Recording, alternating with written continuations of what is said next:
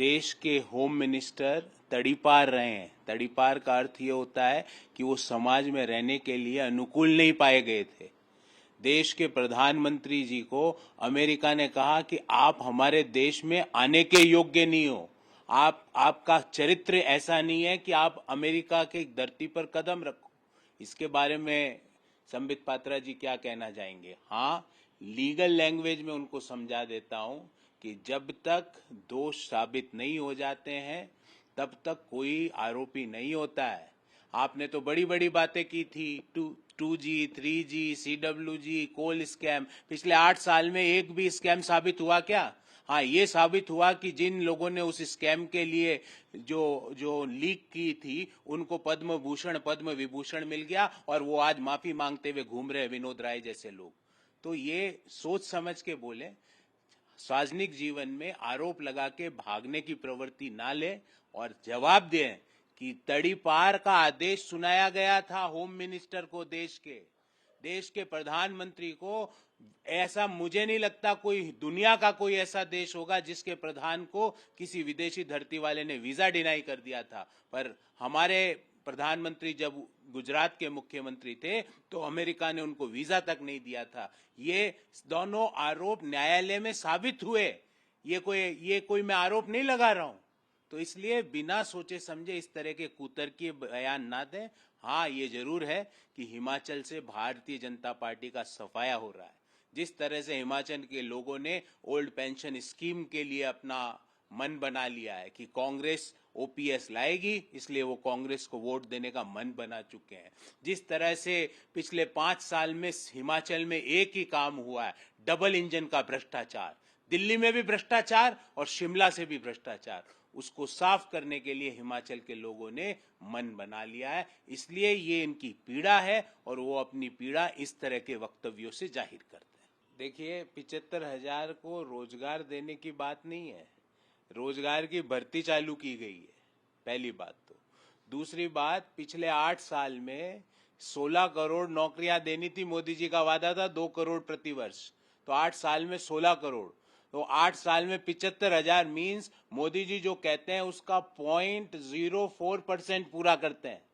वो पूरा 1% भी नहीं, पूरा 0.1% भी नहीं, 0.04% जो वो बोलते हैं वो पूरा होते हैं। और आज ही CMIE का आंकड़ा आया है देश में कि देश में बेरोजगारी की दर 7.86% पर है। ग्रामीण क्षेत्रों में बेरोजगारी की दर 8% से ज्यादा है, जो पिछले महीने 5.5% के आसपास थी। मतलब त्योहारी सीजन में वापस बेरोजगारी देश में बढ़ रही है। ये इवेंट बाजी मोदी जी बंद करें और ये बताएं कि जो बाकी के जो 17 करोड़ 99 लाख और कुछ हजार नौकरियां जो आपने वादा किए थे वो कब मिलेगी और ये 75,000 की भर्ती प्रक्रिया कब पूरी होगी? क्योंकि मोदी जी के और यहाँ पे एक सिस्टम है, या तो भर्ती चालू नहीं करते हैं, चालू हो जाती है तो उसका एग्जाम नहीं होता है, एग्जाम हो जा की डेट आ जाती है तो पर्चा लीक हो जाता है, पर्चा लीक नहीं होता है तो उसका रिजल्ट नहीं आता है, रिजल्ट आ जाता है तो उसका अपॉइंटमेंट लेटर नहीं आता, अपॉइंटमेंट लेटर आ जाता है तो ज्वाइनिंग डेट नहीं आती, और ज्वाइनिंग डेट जब तक आती जब तक आदमी 45 साल के ऊपर का हो जाता है।